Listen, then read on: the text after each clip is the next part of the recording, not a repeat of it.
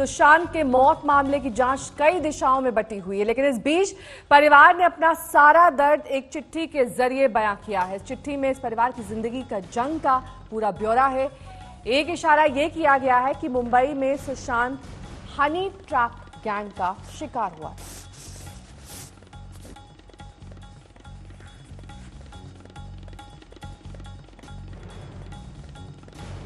तो ये चिट्ठी परिवार की ओर से लिखी गई है और इस चिट्ठी में इस परिवार का दर्द है, साथ ही सुशांत के साथ रिश्तों का भी जिक्र है।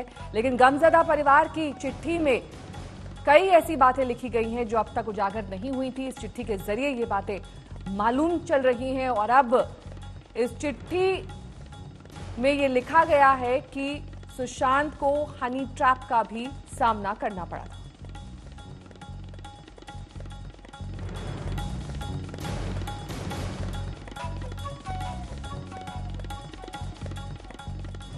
चिट्ठी में सुशांत के परिवार का दर्द बताना जरूरी हो गया है कि आखिर सुशांत का परिवार होने का क्या मतलब है।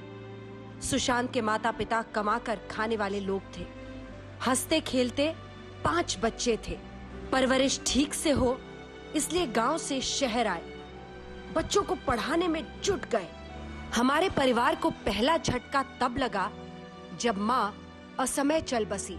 फैसला किया कि ये कोई नहीं कहेगा कि माँ चली गई और परिवार बिखर गया। सोचा कुछ बड़ा किया जाए। उसी दिन सुशांत को हीरो बनाने की बात चली। एक नामी आदमी को ठगों, बदमाशों, लालचियों का झुंड घेर लेता है। इलाके के रखवाले से मदद मांगी जाती है, लेकिन अंग्रेजों के वारिस हैं। अदना हिंदुस्तानी मरे, इन्हें क्या परवाह। अंग्रेजों का एक और वारिस जनरल डायर को मात देता है। परिवार को कहता है कि तुम्हारा बच्चा पागल था, सुसाइड कर गया। होता रहता है, कोई बात नहीं। हमारे परिवार का सब्र तब टूटा जब महीना बीतते बीतते महंगे वकील और नामी पीआर एजेंसी से लैस हनी ट्रैप गैंग डंके की चोट पर लौटा। सुशांत को लूटने मारने से तसल्ली नहीं हुई तो उसकी याद को भी अपमानित करने लगे। सुशांत के परिवार में 4 बहनें और एक बूढ़ा बाप है। सबको सबक सिखाने की धमकी दी जा रही है। तमाशा करने वाले और देखने वाले ये ना भूलें कि वे भी यही हैं। क्या गारंटी कल उनके साथ ऐसा नहीं होगा। वहीं दूसरी तरफ सुशांत के परिवार पर गरज रहे शिवसेना नेता संजय राउत अपने बयान पर अड़े हुए हैं। ये कह रहे हैं कि ऐसे नोटिस रोज आते हैं और जो भी बयान दिया गया है अपनी जानकारी के आधार पर दिया है। मुझे लगता है कि हमसे कोई चूक हो गई है तो मैं जरूर इस बारे में सोचूंगा, लेकिन मुझे देखना पड़ेगा। मेरे पास जो जानकारी है वो जानकारी के आधार पर मैं बोलता हूँ। जैसे परिवार के पास कुछ जानकारी है और उस आधार से बिहार से वो आरोप प्रत्यारोप कर रहे हैं।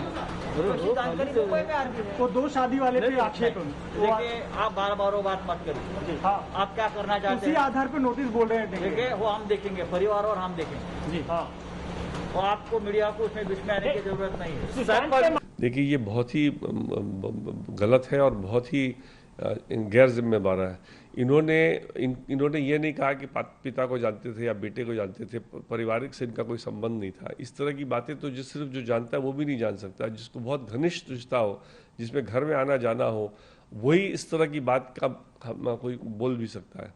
और इनका जो बोलना इतना ही गलत है क्योंकि परिवार ने सारा दिखाया कि उसके सुशांत और उसके पिता में बहुत अच्छा संबंध था। इनफैक्ट मई में तो वो गया है 19 में रिया के उसके ज़िंदगी में आने के बाद पटना गया है, पिता को लेके गांव गया है, बाल अपना मुड़वाया है।